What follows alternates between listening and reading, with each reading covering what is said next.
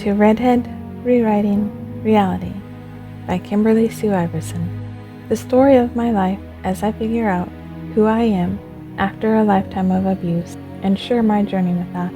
Sharing my journey of building my author career, the struggles, bettering self, and creating a new life. I'm a multi-genre author who's published more than 53 stories and coming to you from the Pacific Northwest. And this podcast is for those who love stories, journeys, and who just want to relax for a bit. This audio is intended for an adult audience. Themes and topics may not be suitable for all audiences.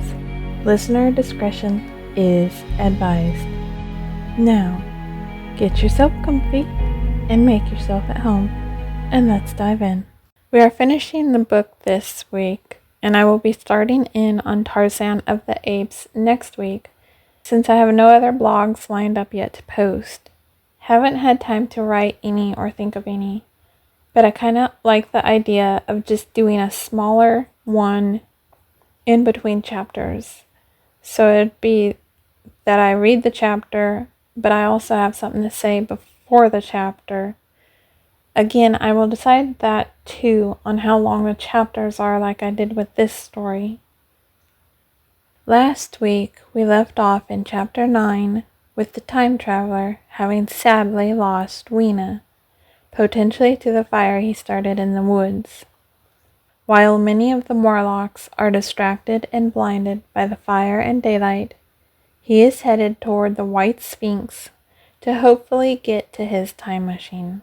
So this is chapters 10, 11, 12, and the Epilogue, read by your host, Kimberly Sue Iverson.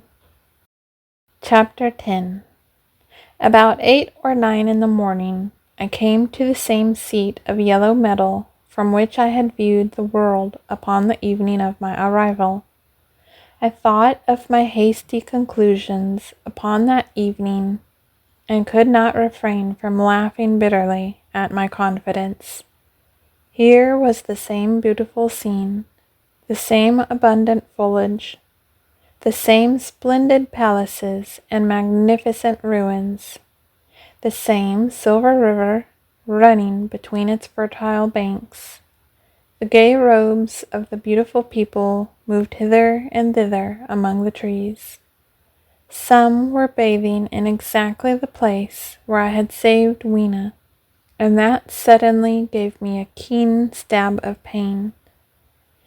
And like blots upon the landscape rose the cupolas above the ways to the underworld. I understood now what all the beauty of the overworld people covered. Very pleasant was their day, as pleasant as the day of the cattle in the field. Like the cattle, they knew of no enemies and provided against no needs, and their end was the same. I grieved to think how brief the dream of the human intellect had been. It had committed suicide. It had set itself steadfastly towards comfort and ease, a balanced society with security and permanency as its watchword. It had attained its hopes to come to this at last. Once, life and property must have reached almost absolute safety. The rich had been assured of his wealth and comfort, the toiler assured of his life and work. No doubt in that perfect world there had been no unemployed problem, no social question left unsolved, and a great quiet had followed. It is a law of nature we overlook, that intellectual versatility is the compensation for change, danger, and trouble. An animal perfectly in harmony with its environment is a perfect mechanism. Nature never appeals to intelligence until habit and instinct are useless. There is no intelligence where there is no change and no need of change. Only those animals partake of intelligence that have to meet a huge variety of needs and dangers. So as I see it, the upper world man had drifted towards his feeble prettiness, and the underworld to mere mechanical industry. But that perfect state had lacked one thing, even for mechanical perfection: absolute permanency. Apparently, as time went on, the feeding of the underworld, however it was affected, had become disjointed. Mother Necessity, who had been staved off for a few thousand years, came back again, and she began below. The underworld, being in contact with machinery which, however perfect, still needs some little thought outside habit, had probably retained force rather than initiative, if less of every other human character than the upper, and when other meat failed them, they turned to what old habit had hitherto forbidden. So I say I saw in it my last view of the world of 802,701.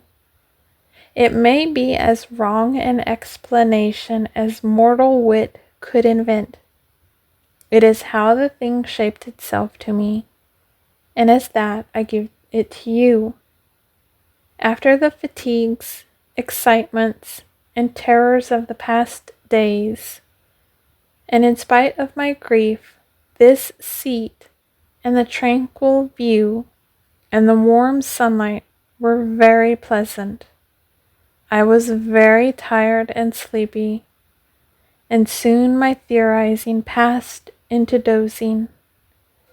Catching myself at that, I took my own hint, and spreading myself out upon the turf, I had a long and refreshing sleep. I awoke a little before sunsetting. I now felt safe against being caught napping by the Morlocks, and, stretching myself, I came on down the hill towards the White Sphinx. I had my crowbar in one hand, and the other hand played with the matches in my pocket. And now came a most unexpected thing. As I approached the pedestal of the Sphinx, I found the bronze valves were open. They had slid down into grooves. At that, I stopped short before them, hesitating to enter. Within was a small apartment, and on a raised place in the corner of this was the time machine. I had the small levers in my pocket. So here, after all my elaborate preparations for the siege of the White Sphinx, was a meek surrender. I threw my iron bar away, almost sorry not to use it. A sudden thought came into my head as I stooped towards the portal. For once, at least, I grasped the mental operations of the Morlocks. Suppressing a strong inclination to laugh, I stepped through the bronze frame and up to the time machine. I was surprised to find it had been carefully oiled and cleaned. I have suspected since that the Morlocks had even partially taken it to pieces while trying in their dim way to grasp its purpose. Now, as I stood and examined it, finding a pleasure in the mere touch of the contrivance, the thing I had expected happened. The bronze panels suddenly slid up and struck the frame with a clang. I was in the dark, trapped. So the Morlocks thought.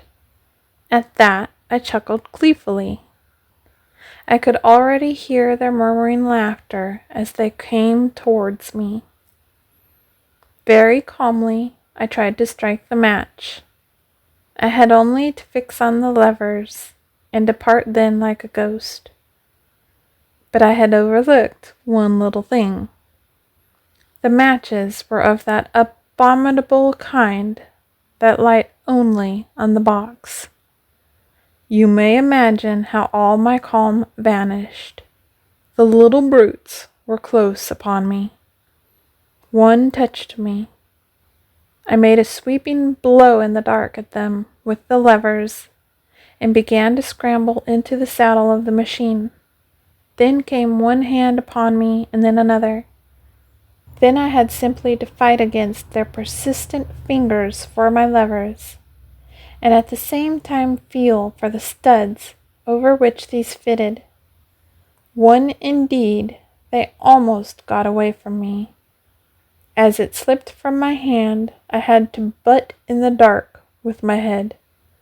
I could hear the Morlock's skull ring to recover it. It was a nearer thing than the fight in the forest, I think, this last scramble. But at least the lever was fitted and pulled over. The clinging hands slipped from me. The darkness presently fell from my eyes. I found myself in the same gray light and tumult I have already described. Chapter 11. I have already told you of the sickness and confusion that comes with time traveling. And this time I was not seated properly in the saddle, but sideways and in an unstable fashion. For an indefinite time I clung to the machine as it swayed and vibrated, quite unheeding how I went, and when I brought myself to look at the dials again, I was amazed to find where I had arrived.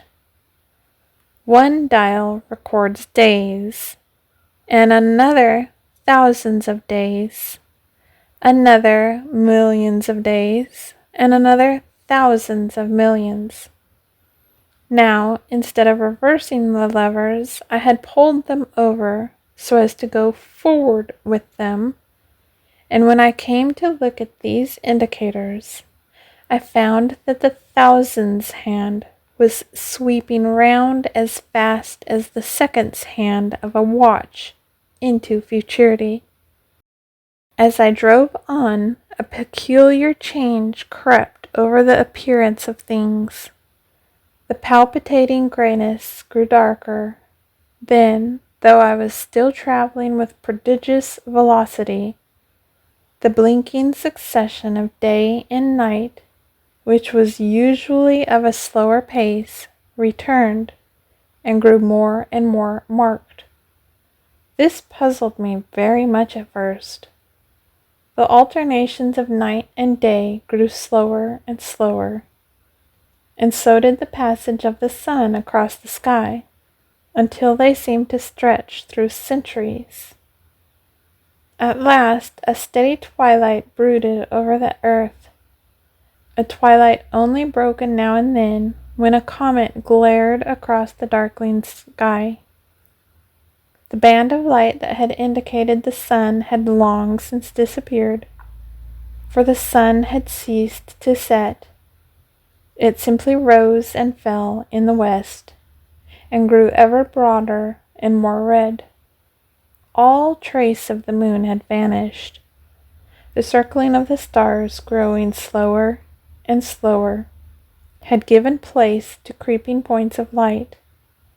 At last, some time before I stopped, the sun, red and very large, halted motionless upon the horizon, a vast dome glowing with a dull heat, and now and then suffering a momentary extinction. At one time it had for a little while glowed more brilliantly again, but it speedily reverted to its sullen red heat. I perceived by this slowing down of its rising and setting that the work of the tidal drag was done. The earth had come to rest with one face to the sun, even as in our own time the moon faces the earth. Very cautiously, for I remembered my former headlong fall, I began to reverse my motion. Slower and slower went the circling hands until the thousands one seemed motionless and the daily one was no longer a mere mist upon its scale. Still slower until the dim outlines of a desolate beach grew visible. I stopped very gently and sat upon the time machine, looking round. The sky was no longer blue. Northeastward, it was inky black, and out of the blackness shone brightly and steadily the pale white stars. Overhead, it was a deep Indian red and starless, and southeastward it grew brighter to a glowing scarlet where, cut by the horizon, lay the huge hole of the sun, red and motionless. The rocks about me were of a harsh reddish color, and all the trace of life that I could see at first was the intensely green vegetation that covered every projecting point on their southeastern face. It was the same rich green that one sees on forest moss or on the lichen in caves. Plants which like these grow in a perpetual twilight. The machine was standing on a sloping beach. The sea stretched away to the southwest, to rise into a sharp, bright horizon against the waned sky. There were no breakers and no waves, for not a breath of wind was stirring. Only a slight oily swell rose and fell, like a gentle breathing, and showed that the eternal sea was still moving and living. And along the margin where the water sometimes broke was a thick incrustation of salt, pink under the lurid sky. There was a sense of oppression in my head, and I noticed that I was breathing very fast. The sensation reminded me of my only experience of mountaineering, and from that I judged the air to be more rarefied than it is now. Far away up the desolate slope, I heard a harsh scream, and saw a thing like a huge white butterfly go slanting and flittering up into the sky, and circling, disappear over some low hillocks beyond. The sound of its voice was so dismal that I shivered and seated myself more firmly upon the machine. Looking round me again, I saw that quite near, what I had taken to be a reddish mass of rock was moving slowly towards me. Then I saw the thing was really a monstrous crab-like creature.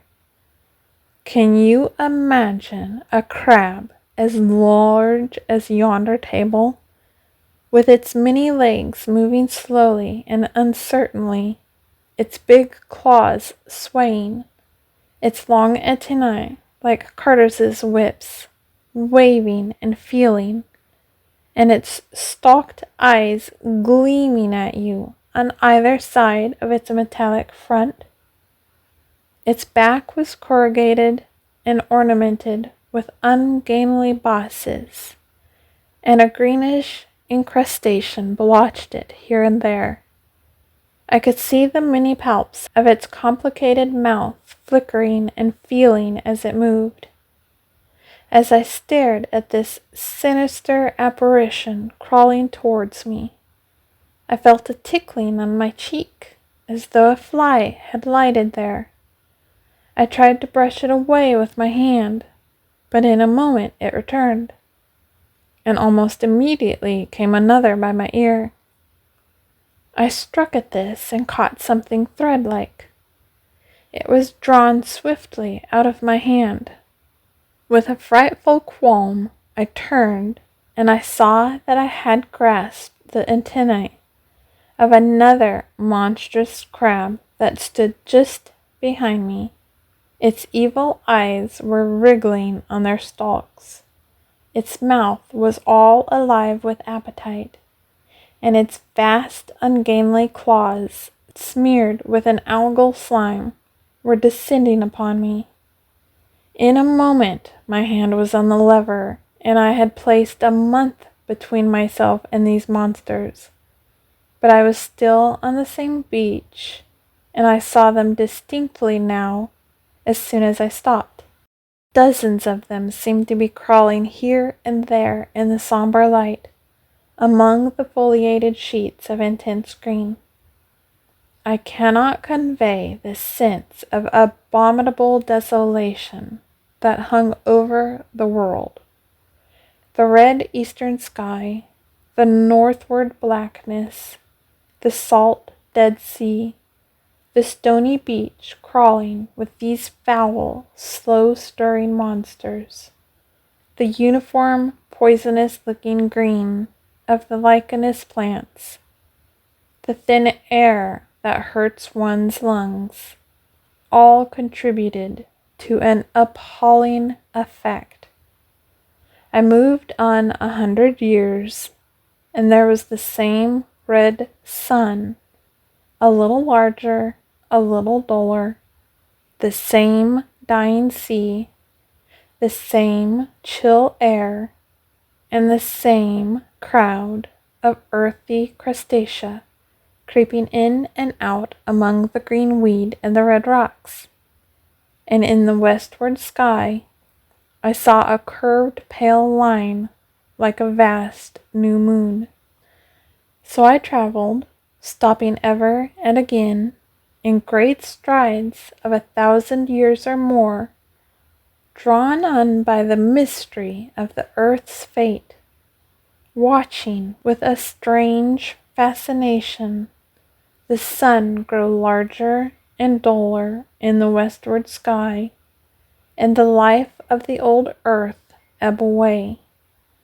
At last, more than 30 million years hence, the huge red-hot dome of the sun had come to obscure nearly 1/10 part of the darkling heavens.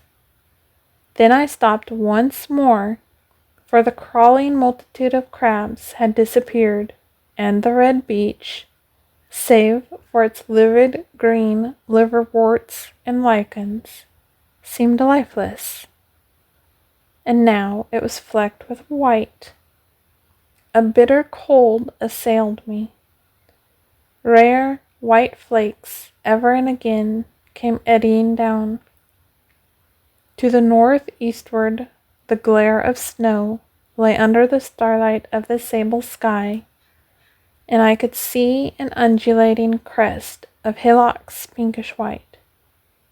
There were fringes of ice along the sea margin, with drifting masses further out, but the main expanse of that salt ocean, all bloody under the eternal sunset, was still unfrozen.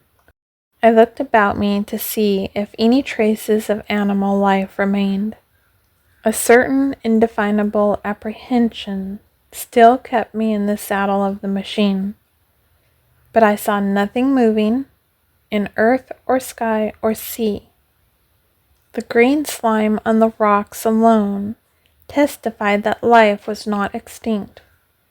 A shallow sandbank had appeared in the sea, and the water had receded from the beach.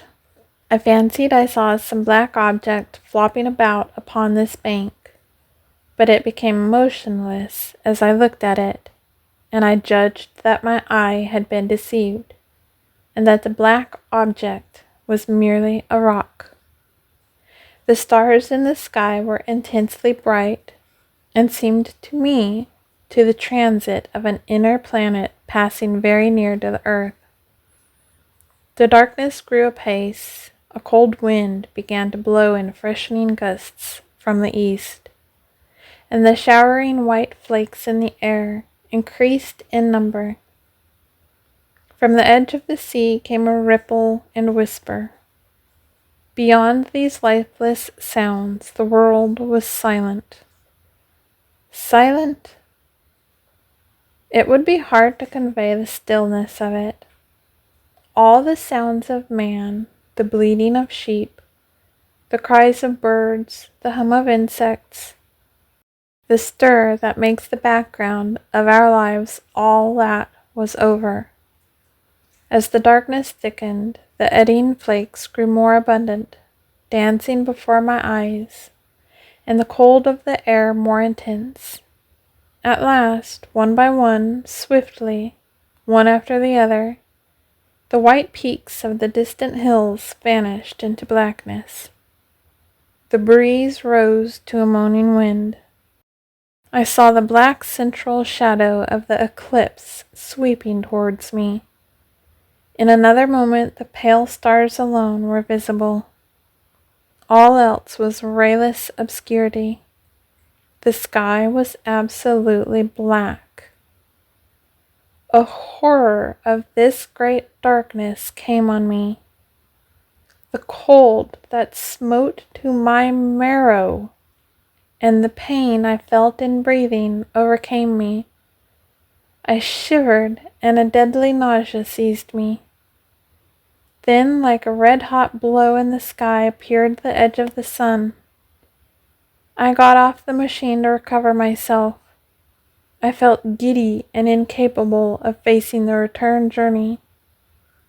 As I stood sick and confused, I saw again the moving thing upon the shoal.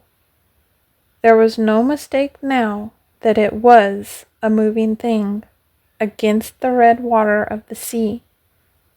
It was a round thing, the size of a football perhaps, or it may be bigger, and tentacles trailed down from it. It seemed black against the weltering blood-red water, and it was hopping fitfully about. Then I felt I was fainting, but a terrible dread of lying helpless in that remote and awful twilight sustained me while I clambered upon the saddle. Chapter 12. So I came back. For a long time I must have been insensible upon the machine. The blinking succession of the days and nights was resumed. The sun got golden again, the sky blue. I breathed with greater freedom. The fluctuating contours of the land ebbed and flowed. The hands spun backward upon the dials. At last I saw again the dim shadows of houses, the evidences of decadent humanity. These too changed and passed, and others came. Presently, when the million dial was at 0, I slackened speed. I began to recognize our own petty and familiar architecture. The thousands' hand ran back to the starting point. The night and day flapped slower and slower. Then the old walls of the laboratory came round me. Very gently now I slowed the mechanism down. I saw one little thing that seemed odd to me. I think I have told you that when I set out, before my velocity became very high, Mrs. Watchett had walked across the room, traveling, as it seemed to me, like a rocket. As I returned, I passed again across that minute when she traversed the laboratory, but now her every motion appeared to be the exact inversion of her previous ones. The door at the lower end opened, and she glided quietly up the laboratory, back foremost, and disappeared behind the door by which she had previously entered. Just before that, I seemed to see Hillier for a moment. but he passed like a flash. Then I stopped the machine and saw about me again the old familiar laboratory, my tools, my appliances, just as I had left them. I got off the thing very shaky and sat down upon my bench. For several minutes I trembled violently. Then I became calmer. Around me was my old workshop again, exactly as it had been. I might have slept there, and the whole thing have been a dream. And yet, not exactly. The thing had started from the southeast corner of the laboratory. It had come to rest again in the northwest, against the wall where you saw it. That gives you the exact distance from my little lawn to the pedestal of the White Sphinx, into which the Morlocks had carried my machine.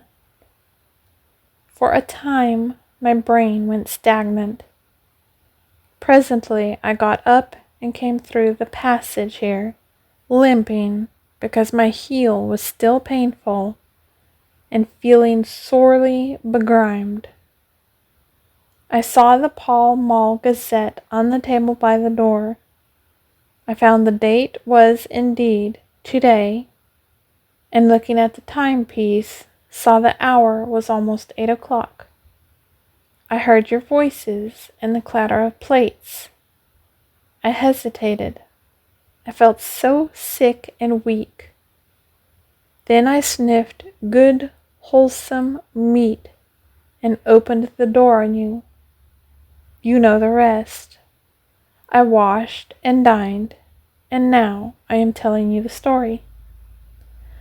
I know, he said after a pause, that all this will be absolutely incredible to you.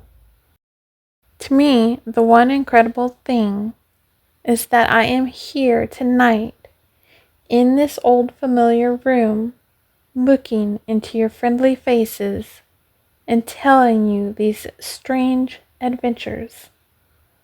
He looked at the medical man. No, I cannot expect you to believe it. Take it as a lie or a prophecy. Say I dreamed it in the workshop. Consider I have been speculating upon the destinies of our race until I have hatched this fiction. Treat my assertion of its truth as a mere stroke of art to enhance its interest. And taking it as a story, what do you think of it? He took up his pipe and began, in his old accustomed manner, to tap with it nervously upon the bars of the grate. There was a momentary stillness. Then chairs began to creak, and shoes to scrape upon the carpet. I took my eyes off the time-traveler's face and looked round at his audience. They were in the dark, and little spots of color swam before them. The medical man seemed absorbed in the contemplation of our host. The editor was looking hard at the end of his cigar. The journalist fumbled for his watch. The others, as far as I remember, were motionless. The editor stood up with a sigh. What a pity it is you're not a writer of stories, he said, putting his hand on the time-traveler's shoulder. You don't believe it? Well, I thought not. The time-traveler turned to us. Where are the matches? He said. He lit one and spoke over his pipe, puffing. To tell you the truth, I hardly believe it myself, and yet... His eye fell with a mute inquiry upon the withered white flowers upon the little table. Then he turned over the hand holding his pipe, and I saw he was looking at some half-healed scars on his knuckles. The medical man rose, came to the lamp, and examined the flowers. "The genetium's odd," he said. The psychologist leant forward to see, holding out his hand for a specimen. "I'm hanged if it isn't 1:15, said the journalist. "How shall we get home?" "Plenty of cabs at the station," said the psychologist.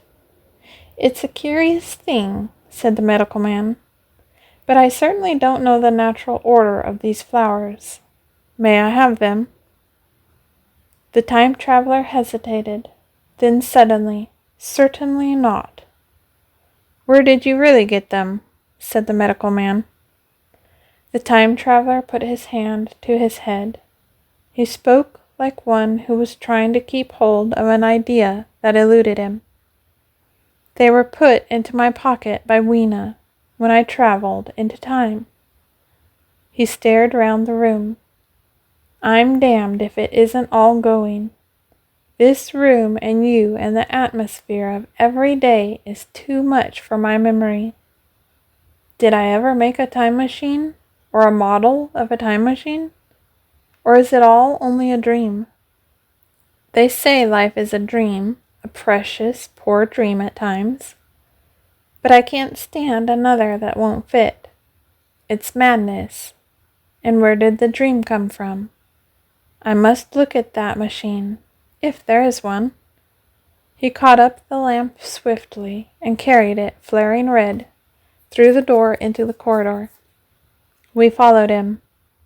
There, in the flickering light of the lamp, was the machine, sure enough, squat, ugly, and askew, a thing of brass, ebony, ivory, and a translucent, glimmering quartz, solid to the touch, for I put out my hand and felt the rail of it, and with brown spots and smears upon the ivory, and bits of grass and moss upon the lower parts, and one rail bent awry. The time traveler put the lamp down on the bench and ran his hand along the damaged rail. "It's all right now," he said. "The story I told you was true. I'm sorry to have brought you out here in the cold." He took up the lamp and, in an absolute silence, we returned to the smoking room. He came into the hall with us and helped the editor on with his coat. The medical man looked into his face and, with a certain hesitation, told him he was suffering from overwork, at which he laughed hugely. I remember him standing in the open doorway, bawling good night. I shared a cab with the editor. He thought the tale a gaudy lie. For my own part, I was unable to come to a conclusion. The story was so fantastic and incredible, the telling so credible and sober. I lay awake most of the night thinking about it. I determined to go next day and see the time traveler again. I was told he was in the laboratory, and being on easy terms in the house, I went up to him. The laboratory, however, was empty. I stared for a minute at the time machine, and put out my hand and touched the lever. At that, the squat, substantial-looking mass swayed like a bow shaken by the wind. Its instability startled me extremely, and I had a queer reminiscence of the childish days when I used to be forbidden to meddle. I came back through the corridor.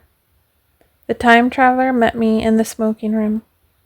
He was coming from the house. He had a small camera under one arm and a knapsack under the other. He laughed when he saw me and gave me an elbow to shake. "I'm frightfully busy," said he, "with that thing in there." "But is it not some hoax?" I said. "Do you really travel through time?" "Really and truly I do." And he looked frankly into my eyes. He hesitated. His eye wandered about the room. I only want half an hour, he said. I know why you came, and it's awfully good of you. There's some magazines here. If you'll stop to lunch, I'll prove you this time traveling up to the hilt, specimen and all. If you'll forgive my leaving you now. I consented, hardly comprehending then the full import of his words, and he nodded and went on down the corridor. I heard the door of the laboratory slam, seated myself in a chair, and took up a daily paper. What was he going to do before lunchtime? Then suddenly I was reminded by an advertisement that I had promised to meet Richardson, the publisher, at 2. I looked at my watch and saw that I could barely save that engagement. I got up and went down the passage to tell the time traveler. As I took hold of the handle of the door, I heard an exclamation, oddly truncated at the end, and a click and a thud. A gust of air whirled round me as I opened the door, and from within came the sound of broken glass falling on the floor. The time traveler was not there. I seemed to see a ghostly, indistinct figure sitting in a whirling mass of black and brass for a moment, a figure so transparent that the bench behind with its sheets of drawings was absolutely distinct. But this phantasm vanished as I rubbed my eyes. The time machine had gone. Save for a subsiding stir of dust, the further end of the laboratory was empty. A pane of the skylight had, apparently, just been blown in. I felt an unreasonable amazement. I knew that something strange had happened, and for the moment could not distinguish what the strange thing might be. As I stood staring, the door into the garden opened, and the manservant appeared. We looked at each other. Then ideas began to come. "Has Mr. gone out that way?" said I. "No, sir. No one has come out this way. I was expecting to find him here." At that I understood. At the risk of disappointing Richardson, I stayed on, waiting for the time traveler, waiting for the second, perhaps still stranger story, and the specimens and photographs he would bring with him. But I am beginning now to fear that I must wait a lifetime.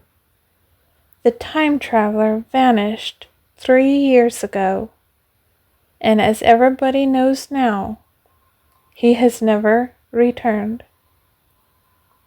Epilogue. One cannot choose but wonder, will he ever return? It may be that he swept back into the past and fell among the blood-drinking, hairy savages of the age of unpolished stone, into the abysses of the Cretaceous Sea, or among the grotesque saurians, the huge reptile brutes of the Jurassic times. He may even now, if I may use the phrase, may be wandering on some plesiosaurus-haunted, lytic coral reef, or beside the lonely saline lakes of the Triassic age. Or did he go forward into one of the nearer ages in which men are still men, but with the riddles of our own time answered and its wearisome problems solved? Into the manhood of the race, for I, for my own part, cannot think that these latter days of weak experiment, fragmentary theory, and mutual discord are indeed man's culminating time, I say, for my own part, he, I know, for the question had been discussed among us long before the time machine was made, thought but cheerlessly of the advancement of mankind, and saw in the growing pile of civilization only a foolish heaping that must inevitably fall back upon and destroy its makers in the end. If that is so, it remains for us to live as though it were not so. But to me the future is still black and blank, is a vast ignorance, lit at a few casual places by the memory of his story. And I have by me, for my comfort, 2 strange white flowers shriveled now, and brown and flat and brittle to witness that even when mind and strength had gone, gratitude and a mutual tenderness still lived on in the heart of man. This was the end of The Time Machine by H.G. Wells, read by your host, Kimberly Sue Iverson. Let me know what you thought of the book. More to come. Would you like to make a difference? A gift of 5, 10, 15, or more would make a huge impact on my ability to keep this podcast going for you and upgrade my equipment. With your gift, we can grow this together because I want to make this the best I can for you. And frankly, you would help so much with far more than that. You'd be helping me change my life. Give today at ko-fi.com/Kimberly Sue Iverson. That's ko-fi.com/Kimberly Sue Iverson. Your presence here matters so much to me, so thank you for being here. I am beyond grateful you chose to spend this time with me. What are your thoughts? Share with me and start a conversation. Just don't be rude about it. Remember, kings and queens, everyone is fighting battles inside nobody can see. Who are you willing to see today? And who are you willing to let see you today? I hope someone can bring a smile to you today, or you can bring a smile to someone else. If you'd like to follow me on social media, you are more than welcome to, and I'd love to connect to you there. For Instagram, Facebook, and Threads, I have to use Kimberly Sue Iverson. There is also a page for Redhead Rewriting Reality on Facebook. But for X, Blue Sky, Telegram, and most other socials, you can find me under Kimber Bites. That's KIMBERBITES. Do you like Snapchat? Feel free to add me under Feisty Kitty. That's FEISTYKITTY. I usually try to use the same picture across the board, but you can always ensure you have the right person by checking my website link cave, which is KimberlySueIverson.com/linkcave. Want a chance for your story to be featured? Whether you're an author starting out, published and want a boost, have a tale of old to tell that has been passed down through family, or just want to share your own life experience, get in touch. Email storiesToRead@KimberlySueIverson.com. That's storiesToRead@KimberlySueIverson.com.